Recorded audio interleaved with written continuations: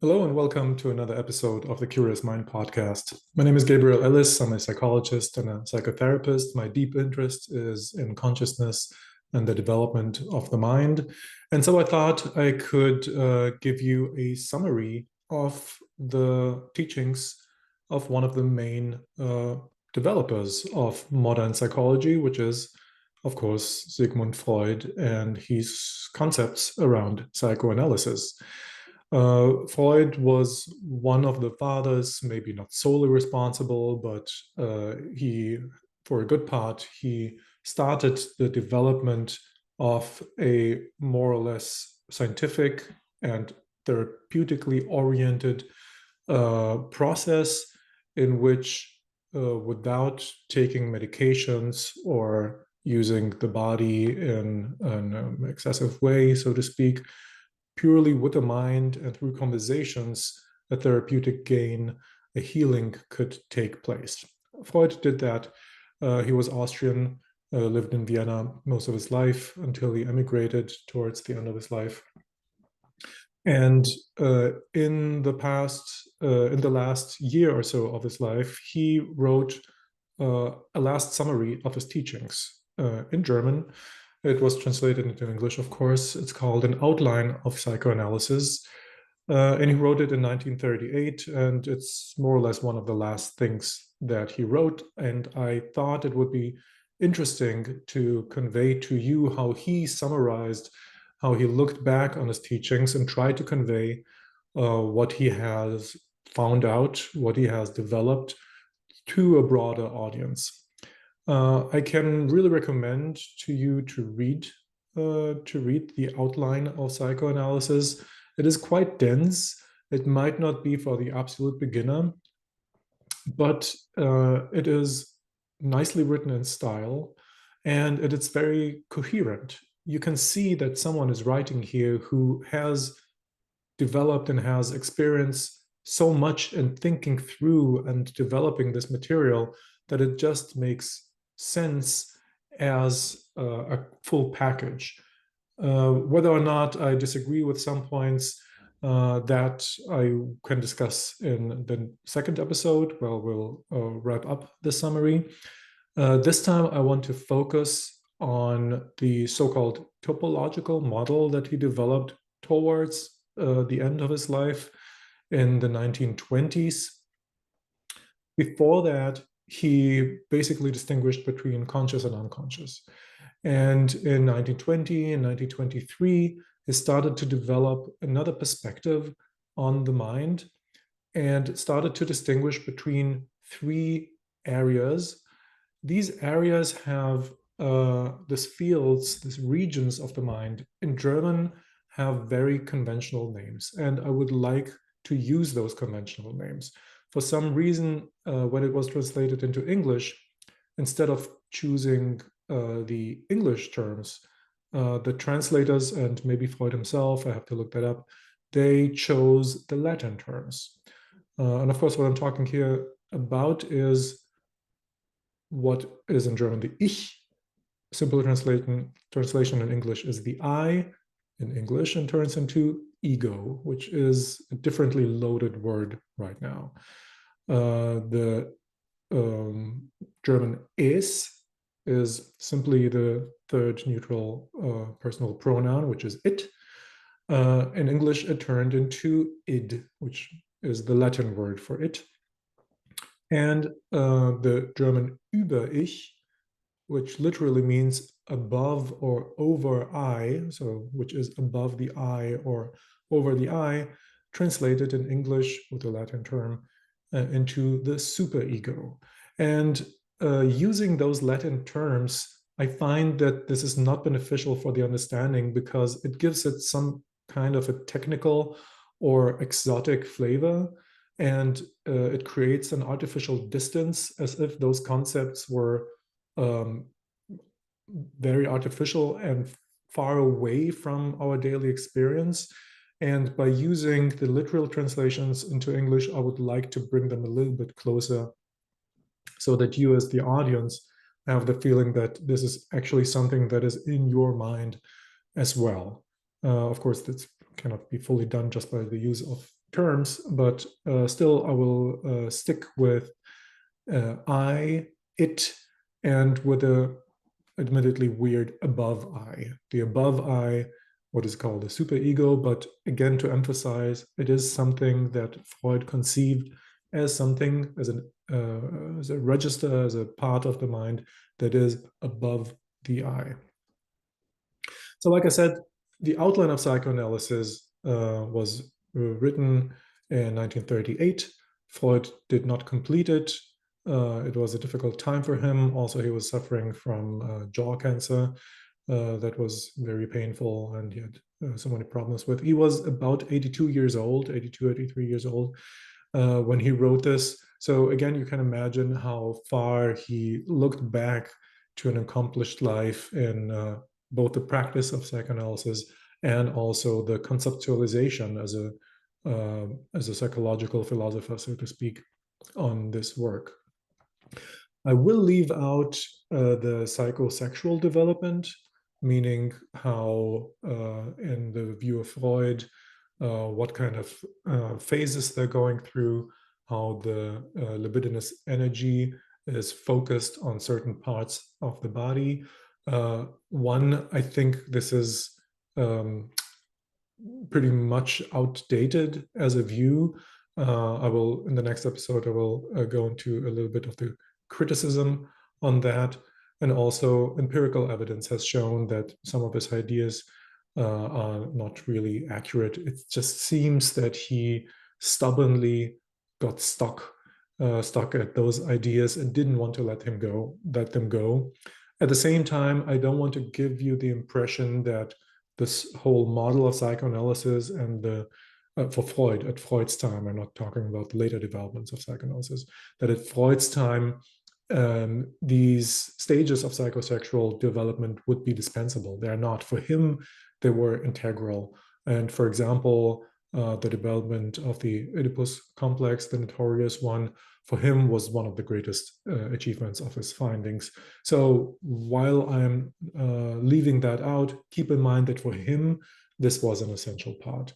But again, to go into it would be more out of historical interest, whereas to describe the it, the I, and the above I find, even as a reader today, someone who works in the clinical field, it's still inspiring because it's so insightful and consistent in how he describes it. Before psychoanalysis, and here Freud simplifies when he points that out, there were two main ways to understand the mind. One was indirectly through science of the brain and the neurological functions. But here, of course, we have only indirect measures. We can hook up an EEG to the brain and see the brain functions, but what does it really tell us? An extension of that are the different methods that we have today to display what is going on in the mind.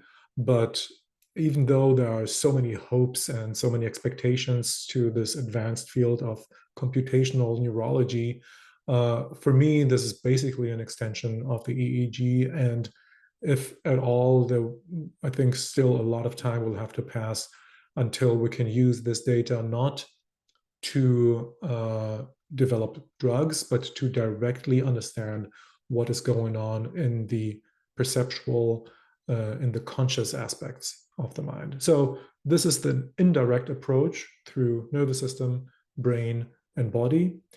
This is one of the main possibilities to approach what is going on in the mind.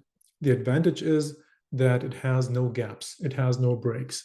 I can hook somebody up on an EEG and basically have a 24-hour recording of the brain waves, something that is useful, again, when we approach the mind through the body, through the brain.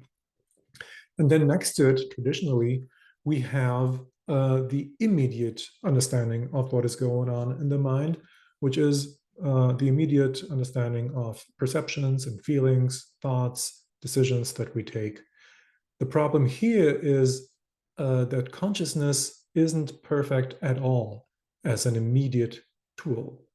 Why? Because it has many gaps, it is fragmented, and it is unclear what means what. To put it in other terms, consciousness is not self-transparent. We can have a feeling, but what this feeling is and where it comes from, this is usually hidden to us. Sometimes we understand, or we have a pretty good theory, but it is usually an interpretation that we have. And the break between interpretation and truth is a gap.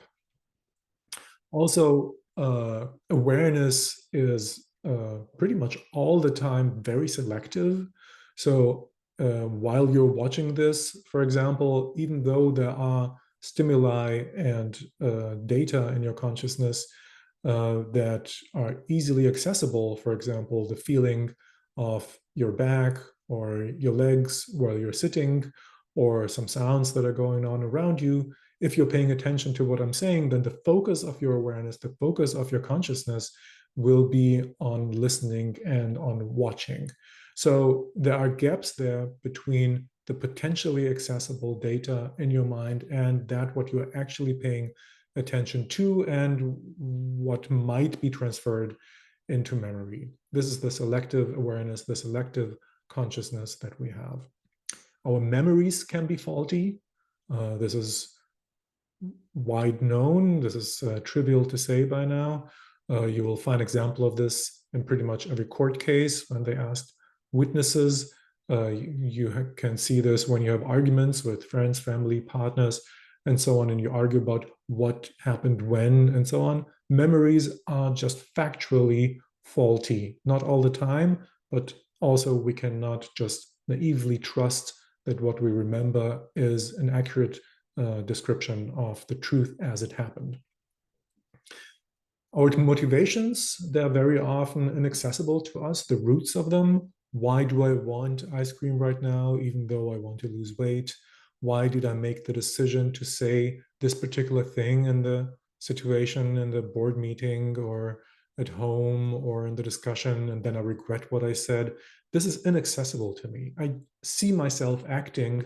I'm a witness of what is happening in my mind, but the reasons for it is something that, again, I have to contemplate about or discuss with others in order to find that out. So again, this is an example of the gaps in awareness and consciousness.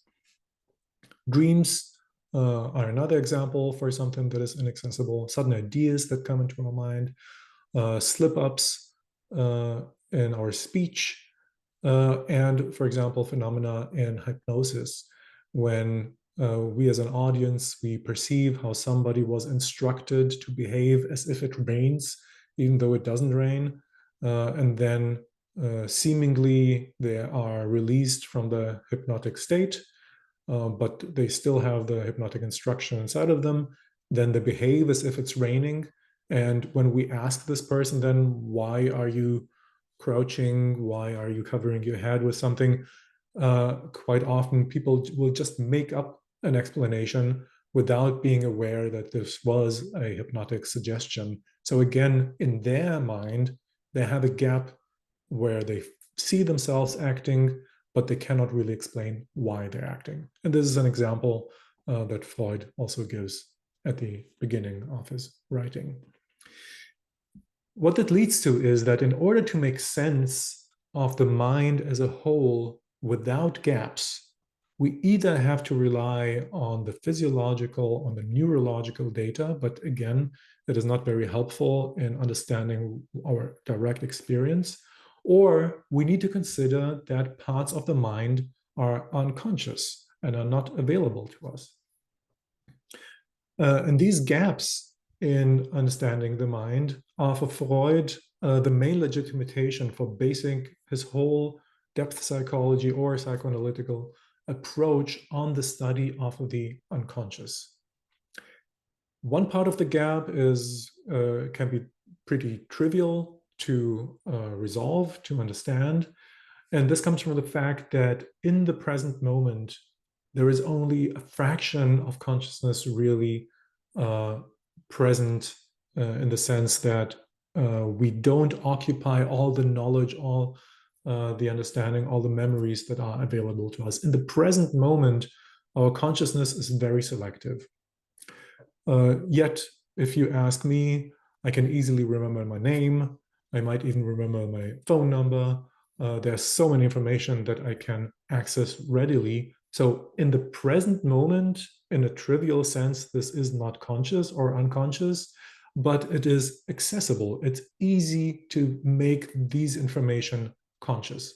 So in order to distinguish a hard unconscious, which is very difficult or even impossible to become aware of, and those easily accessible information, Freud uses different terms. Things that I'm conscious of in the moment is obviously consciousness. And then there is the data that is easily accessible to me, which I can easily recall. And this is what he calls the preconscious. Preconscious because I just have to lift it into consciousness and then it's actualized. And from that, he distinguishes the actual unconscious that is very difficult to retrieve and is just not available to us. All these three together for Freud, they sum up as the mind as a whole. And then he says, we basically have an unbroken chain of mental phenomena. If we're able to consider all those three regions of the mind, the unconscious, the preconscious, and the conscious, then we have a complete set, and we don't have to take recourse to exercising scientific methods on the mind, to use neurological, EEGs or whatever methods in order to have an unbroken chain of what is going on. The level, the stage, the region, and Freud actually calls it a region because he has a topological model. He has a model that is that he locates in space that he calls the it, the source of all mental phenomena is for Freud the it. According to Freud, our mental life comes from a system that is made up of different parts and areas, as I said. The it for Freud is the oldest part. And it is made up of inherited content, and it energizes our mental life with the goal of satisfying our basic bodily drives. This is the it. Inherited material and drives to satisfy basically bodily needs. This is for Freud the it. Freud calls what is happening in the it, because it is fundamental, this is the root of all mental phenomena, this is why he calls it primary processes.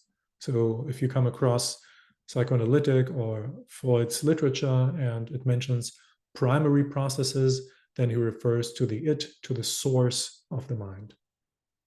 And essentially these drives that are bodily drives for Freud, they cause all of our activities. You know, the appetite for bread, the interest in a good job, the meaning, searching for meaning of life, all of this is rooted in it material, in processes that are rooted in the it. Now, Freud agrees, or he admits that there is a wide variety of drive material that is processed or processing in the it. And yet, for the sake of understanding and simplification, he categorizes these drives into two main types. One is he calls the eros, which we can translate as the life drive. It also includes the libido, which is the sexual energy, but it's not limited to that. And the other main drive is the destruction or death drive, which Freud, by the way, developed quite late in his life. And he published it in a publication in 1920, whereas he started publishing material that is more or less going in to the direction of psychoanalysis from the early 1880s on. So from about 1885, 1886, he started already developing a psychoanalytical method, and the death drive he only introduced in 1920. So you can see how late of a layer that is. Now, Eros for Freud wants to create, to maintain, to construct, to survive, and to seek pleasure and harmony. So essentially, it's a constructive building force, a drive. The destruction or death drive, it wants to break down things, to separate, and it aims at a more for Freud, to a more fundamental peace. And what is that fundamental peace? It's the fundamental peace that essentially goes back to the time when life has not developed itself yet. It's the drive to go back to the inorganic state before life existed. So this is what constitutes basically the motivation for Freud for the death drive. Most of our drives, Freud says, are a mix of both eros and destruction drive. For example, eating, he writes, it involves destroying the food through chewing and digestion, but in order to nourish, maintain, and build up the body. Sex, which is for Freud fundamental in his concepts and theories, often has elements of aggression and taking, and at the same time, it is also aimed at connecting with my partner, a loving union with my partner. So these are just two examples of how those fundamental drives are often mixed and make up the flavor of our daily needs and drive structures. The it now, and here we develop and broaden our understanding of what it is. The it has sensory organs on the brain's cortex. And these organs, and for example, here we can take the eye, the retina is actually an extension of brain neurons. So this is quite literally true how Freud describes it here. These organs, they receive stimuli, obviously, sense organs, but they also protect us from being overwhelmed. So here already on the level of the organs, we have a sense of letting information in and keeping information out, and it will be clear soon why this is so important. So the eyes are obviously very important sense organs, the ears as well, and very important for Freud, which he then develops in his psychosexual stages, is the skin, and where on the skin, where on the surface of the body it feels good to be touched or stimulated. Now, between the sensory organs and the brain's cortex, a part of the it develops under the influence of the outside world, depending on what information is put through by the sense organs. There is a part of the it that develops and is affected by this outside world information. And this part, Freud calls the I. And it acts as a mediator between the outside world and the it. And this is indeed its main function. The job of the I is, as the further it develops, is to keep us safe and ensure our self-preservation. We can call it also, it's supposed to maintain the life force inside of us. We are supposed to survive with the aid, with the help of the I. The I learns about the world through the sense organs. It remembers experiences through the memory function. It avoids harmful stimuli, which is an extension of what the sense organs already do, but the I takes more resources, is much more interested in preserving itself and keeping itself from harm. And it adapts to moderate sense stimuli, sense information, which is it is able to change itself and is not overwhelmed when it is not overwhelmed by the influence of the outside world. And the I also shapes the outside world according through its willpower, through actions and decisions. So our volitional forces, the ability to move my limbs, to move muscles as I want, this is a faculty, this is a force that is in the under the property of the I. So it is extremely important that this faculty of movement, of willed movement, is under the control of the I, because it is, again, the function, the main goal or the function of the I to take care of self-preservation and to reach its goals. And this is basically what the I is made for. This is why it's created, so to speak, by the it. One of the I's main tasks is to go after the drive demands of the it. But the I, in order to do that, to satisfy the drive demands of the it, also has to manage the demands of the it. The it wants instant gratification. It doesn't care about time. It doesn't care about circumstances. I mean, just imagine a child on a tantrum. This would be a good symbolization of the ruthlessness with which the it demands instant satisfaction, instant gratification, or babies just screaming and not being able to be pacified unless they get what they want.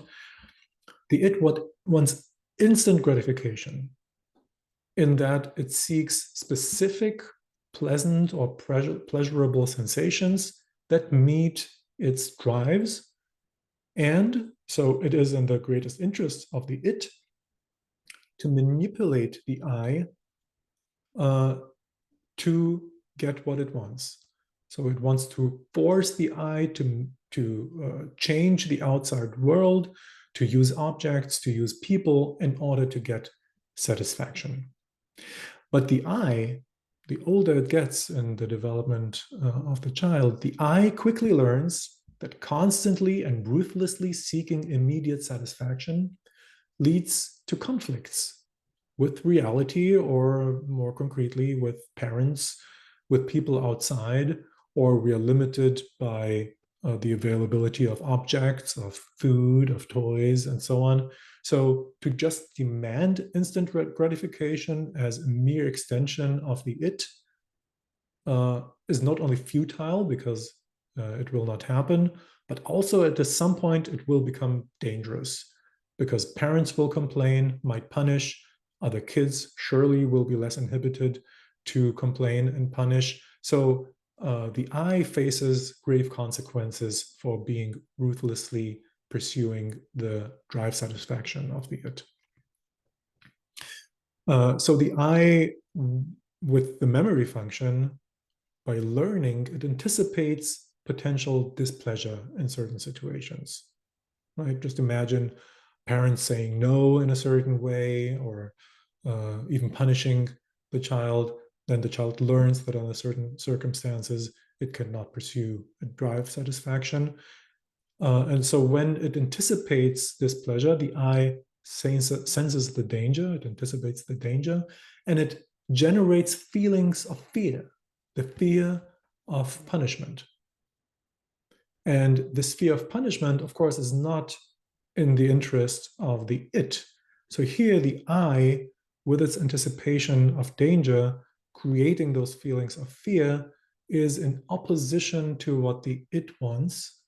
And for a good reason, because in the end, the I inhibits itself in order to postpone, or in order to park its drive demands, to wait for circumstances and to wait for a time when satisfaction can be achieved, right? So it's in the beginning of lunch.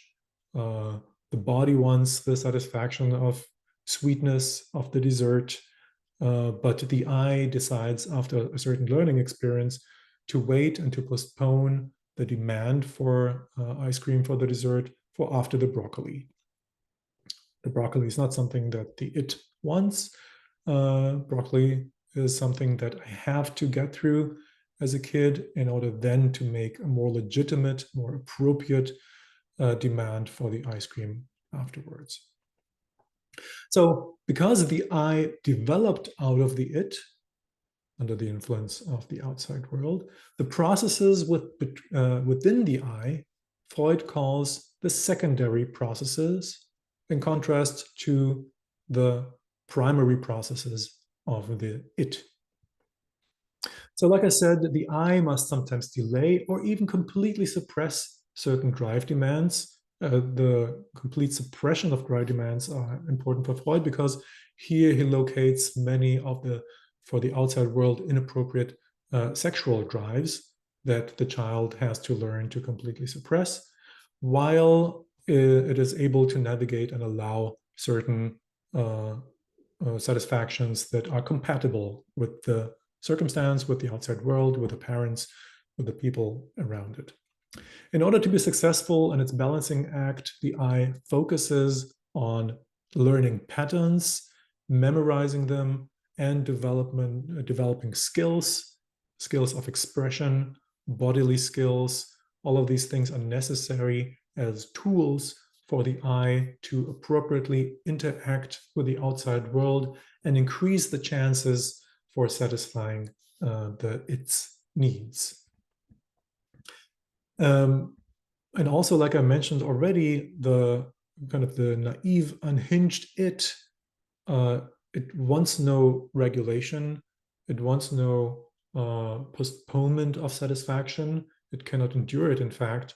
But in order to fulfill the its demands, the I has to go in opposition to this constant, immediate need for satisfaction and to establish itself as a power, and thus to take over some of the regions of the it and to occupy them. So if you remember at the beginning, everything is it. And the slowly developing I, with the adjustments and the influx of information from the external world, this I, it takes over certain regions of the it. The it doesn't want that.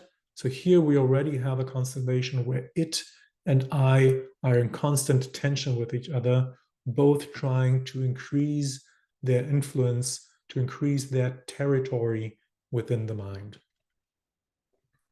But the I finds also alternative ways to satisfy its demands, because the it's kind of stupid. You have to remember it is completely unconscious, inherited material, and no access to the outside world. The I is the part of the mental apparatus that has access to the outside world. The it only wants satisfaction, but it doesn't so much care about how the need, how the drive is satisfied. And this is a possibility, an opportunity for the I. The I can replace drive goals. And for that, it uses delays, it uses thoughts, it uses activities to regulate itself, and it uses all these tools in order to assess how to best satisfy the drives in different scenarios according to the situation. An example is that actually happens quite a lot in therapy. People, you can imagine, are depressed sometimes if they have strong needs in their life that they just don't manage to satisfy. Now, if they are stuck on a very specific path to satisfaction, then the need that they have appears in a specific form. I want to drive my motorcycle. And if I cannot drive my motorcycle because I'm such a passionate cyclist, because of that, if I cannot do it, I'm first unhappy, then I'm sad, and then I lose interest in other aspects of my life, and then I get depressed. Of course, I'm exaggerating here. It's just an example. But I, the client right now who suffers from the sadness, suffers from the depressive thoughts, I am very stuck on this idea I need to drive my motorcycle. Now, in the process of conversations, in the process of the therapeutic conversations in the process, the question comes up, okay, what does this need to drive my motorcycle? What does it stand for? What does it stand for to ride this motorcycle at night and the roads on the countryside and whatever my passion is? And then I let the client associate a little bit, think a little bit about it, and then they might say something, oh, it's just this complete freedom, the possibility to let go. This is what riding the motorcycle represents. And then there's an interesting part there, because we get a little bit closer, staying in the Freudian concept, we get a little bit closer to what the it actually wants. Because this is understandable to me. I don't ride a motorcycle. So I can imagine that this is fun and this is interesting, but I don't have a direct access to this experience. And thus, if there is no deeper level there, I have difficulties to connect with my client at this point. But as soon as we figure out, as soon as the client kind of describes a little bit more of what the need to ride the bicycle represents and comes up with the understanding, the authentic understanding that it represents freedom, it represents maybe autonomy, maybe letting go, then I can relate. Because then there is a level that also I have. And frankly, probably each human being has, meaning this is something that is inherited. It comes along this set of needs, the set of drives with being human. So now I can relate. Now the client understands that there is a deeper layer between this manifested need to ride the bicycle. And then we can ask the question, okay, so if you actually want freedom, autonomy, letting go, maybe adventure, maybe some danger, all of these things, depending on the individual client, what other activity can you choose to fulfill these needs? Now, we will not find an activity that 100% matches. Somehow, this riding the bike, motorcycle is kind of has developed as a thing within the client's mind. And yet we can approximate it to 3, 4, several different activities. We can find one that represents more the adventure and the danger part. We can find one that represents the autonomy. We can find one that represents mostly the freedom part. And so by restructuring the everyday life of the client, they have a chance to satisfy those needs and thus to satisfy the drive demands of the it, and to, again, simply put, to get out of the depression by this replacement process. The preconscious that I spoke before of, the preconscious is all the material that is easily accessible to the eye, so it's not in the hard sense, unconscious. The preconscious eye content, it can also become unconscious again, and that is through repression. There are defense mechanisms like rationalization or projection that push unpleasant preconscious content back into the unconscious. For example, I got a diagnosis that I have a difficult disease. And then friends ask me, so how do you feel about it? And then I get just into my mind, I get intellectual, I say, and this is rationalization, I say, you know what, I think I looked it up, there's statistics, there's a pretty good chance for healing it, so I'm not overly concerned.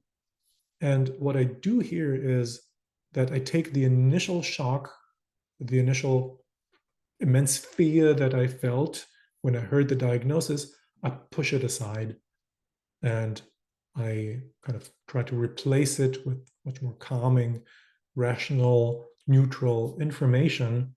And what I'm doing here, that with this defense mechanism, I have taken preconscious material that was available to me, maybe shortly after the meeting, in the meeting, that I'm quite afraid and shocked, and I have made it unconscious. And if I do this consistently, it is not available to me anymore. People will ask me how I feel, and then I will come up with this question, with this answer that I've developed for myself, with little access, with little conscious, differentiated access to my emotional state. So this is rationalization as an example for a defense mechanism. Projection is when, for example, I'm aggressive. If I have an argument with my girlfriend, I raise my voice, and then she gets upset about that, and then she tells me, "Don't be aggressive," and I say, "No, you are aggressive," right? If I'm narrow-minded and I project it on others, then they are narrow-minded. Again, there was a short moment in time when this was available to me, when even I understood that I'm getting upset right now, and I have this choking feeling that comes up through the chest. At these moments, it is accessible to me that I get aggressive, that I get upset, but then I don't want to see it. It's somehow threatening. It's uncomfortable for me to see and to perceive that I am that kind of person. With this defense mechanism of projection, I push it aside. I project what is wrong with me. I project it on the other person, and thus I'm rid of it, seemingly, of course. Now, to use those defense mechanisms, for example, rationalization or projection, is quite normal, and it's healthy even. But if it happens too frequently or systematically, it can lead to neurotic disorders like anxiety or depression. Because the more I use them, the less I know myself, the less I understand myself. And if I don't understand myself well, and I have made a few videos already, more or less about the subject, then I don't have a compass. I don't know where I'm going. And the I, with the function of satisfying the needs, if it has no direction, if I'm cutting myself off from the needs, then exactly the it, which gives me energy, which drives me to overcome all those obstacles in my life in order to get satisfied, it will not know where to go. And if I'm spending my time, my day full of activities that don't meet my satisfaction, the satisfaction of my needs, then a typical outcome of that is inner emptiness, numbness, and depression.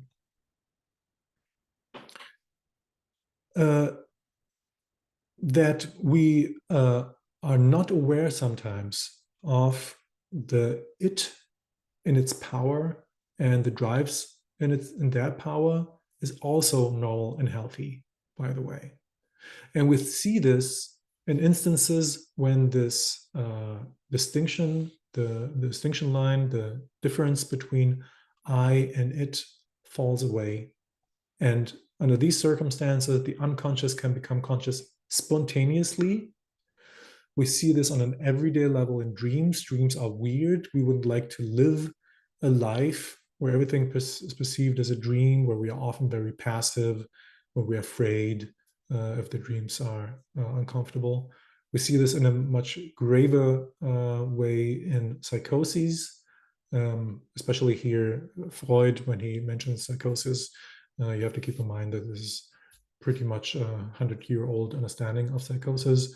So psychosis full of hallucinations, for example, auditory hallucinations, visual hallucinations, where it material comes to the foreground without the protection of the I against this intrusion, and it takes over.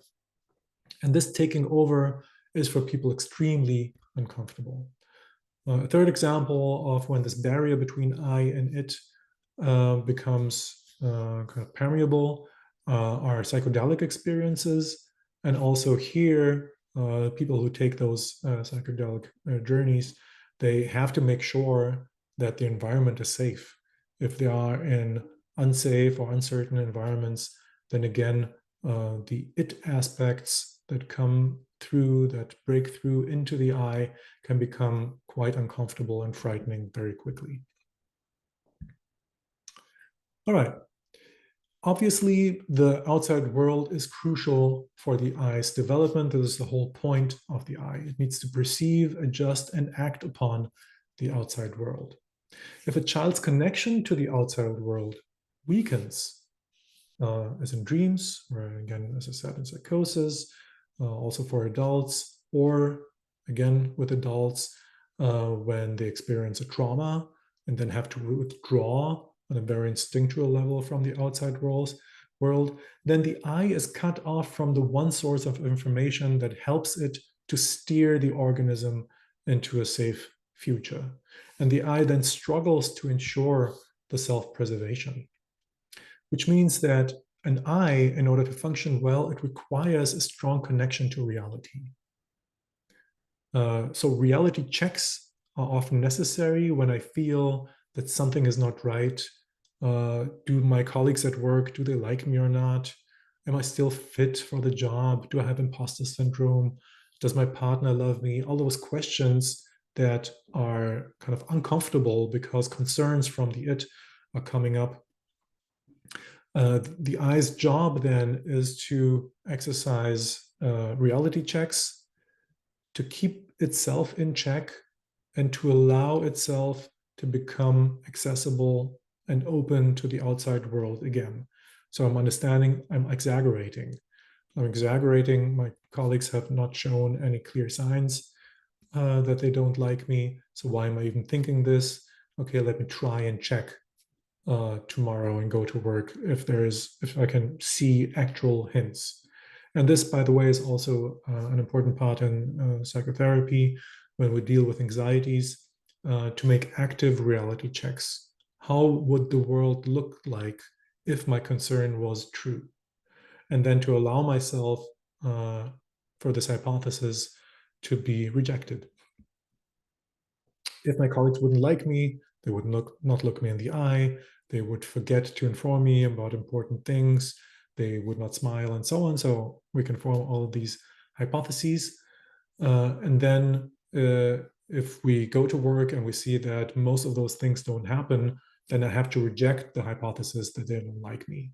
And that should help me, and of course, this is a little bit more complex, it should help me to open up again to the experiences of the outside world, which again is essential for the I to maintain its function. Good. So this was a quick run through the I, its functions, and its constant tension with the it. Now moving over to the third part of the mental apparatus that Freud described, by the way, first time in 1923. He understands, and this was common knowledge back then as well among scientists, that human children are unique because they depend on their parents for a very long time. And this is quite exceptional in the animal realm. The time during which the offspring is entirely dependent on their parents in the animal realm is usually much, much shorter than with humans. But there are some exceptions, also the great apes, also whales, and also dolphins, to a certain extent elephants as well. All of these animals that we, by the way, know are relatively intelligent, they also have extended periods of time where their offspring is entirely dependent on their parents. And we're talking about any time from 2 to 5 years. With humans, luckily, we're not experimenting on this, but children have to be a certain age, at least in order to be able to survive on their own. And if you have seen street children, they look aged very quickly because of the harsh conditions that they have to put themselves through in order to survive. During this period of complete dependence on the parents, the weak I, which is still developing, obviously, we're thinking about babies, newborns, toddlers, and so on, this still weak I, it constantly faces challenges. And it is very often hurt and damaged in this process. This is just inevitable. Parents try to protect the child, obviously. In most cases, this is true, sometimes, unfortunately, not. But even when parents want to protect and nurture and care for the child and the weak I in the child, they cannot avoid for this weak I to be hurt. In order to better protect itself, the mind has developed a very specific register within the I that is in contact with the outside world, just to remind you. Within the I, a region develops that has as its main function, its main goal, to further protect this weak I. And it does this by establishing an inner authority which seeks, in the first instance, which seeks to ensure the parental attention, to ensure the parental love and care, and to prevent the feared loss of love. Here we go back again to the drives of the it, which wants instant gratification. The I, in contact with the outside world, in contact with the parents, the I understands slowly that by ruthlessly pursuing its drives, its goals, it is in danger to lose or to reduce the parent's affection, the parent's care for the then obnoxious child. But because of this, the child's extreme dependence on the parents, the rejection by the parents would basically mean a physical or psychological death sentence. And this cannot happen. It is not allowed to happen.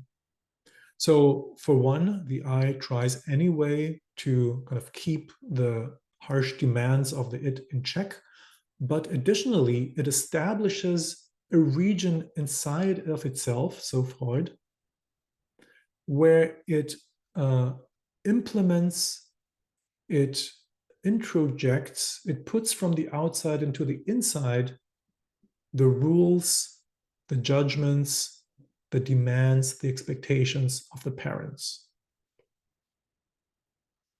So by internalizing what the child thinks the parents want from it, it makes itself more resilient, it makes itself more safe from the feared loss of love by the parents. And this is because it is established in the inside of the I. Freud calls this in German the Über-Ich, and as I awkwardly translate it here, in order to keep this original idea, I don't call it the superego, I call it the above I. So the above I is formed when the child internalizes the major influences around them, which is mostly the parents and the family, but through them, because the parents and the family members are not just, complete independent individuals, they channel society as well. They channel societal norms. How do children have to be raised? How do you behave in certain circumstances and so on? So yes, we internalize the rules and judgments from the parents, but we also internalize what is channeled through the parents from society, all the prohibitions, all the values, etc. These rules, they help to restrict the it in its ruthless pursuit of drive satisfaction. And especially for Freud, in the early years, those restrictions are related to the body and again to sexuality. Over time, the I, with the help of the above I, is not longer dependent on external regulation. Meaning, the more I internalize from my parents and channel through them the values and prohibitions of society, the less I actually need my parents to express their restrictions. And as I said, the above I primarily restricts the immediate satisfaction of its demands, but the above I also can have its own needs. For example, a desire for self-control. The desire for self-control is not something that comes from the it. The it just wants to satisfy its needs. But we, as we develop as adolescents and as adults, we get satisfaction when in certain situations we are able to control ourselves. And this satisfaction belongs to the above I. So now we see that the I has to maintain a delicate balancing act.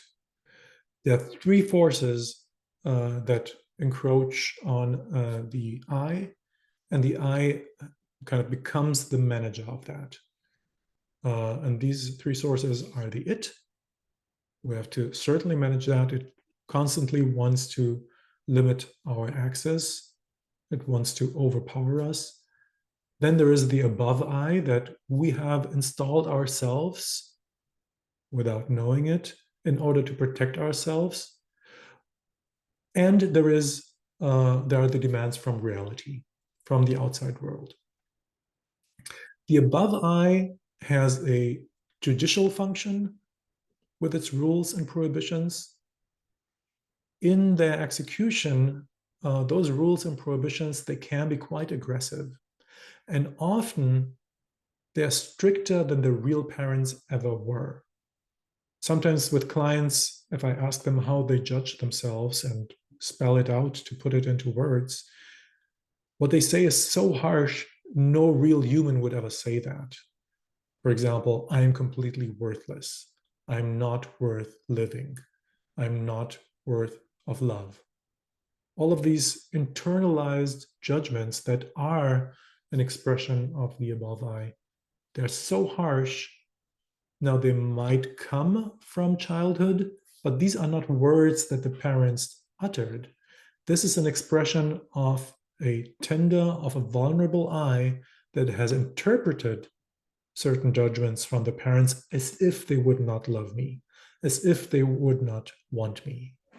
And this has become an internalized voice within me, the internal judge that is basically that comprise all of these voices, they comprise the above I. So with the establishment of the above I, we have created the possibility of autoaggression, of self-depreciation, of self-harm.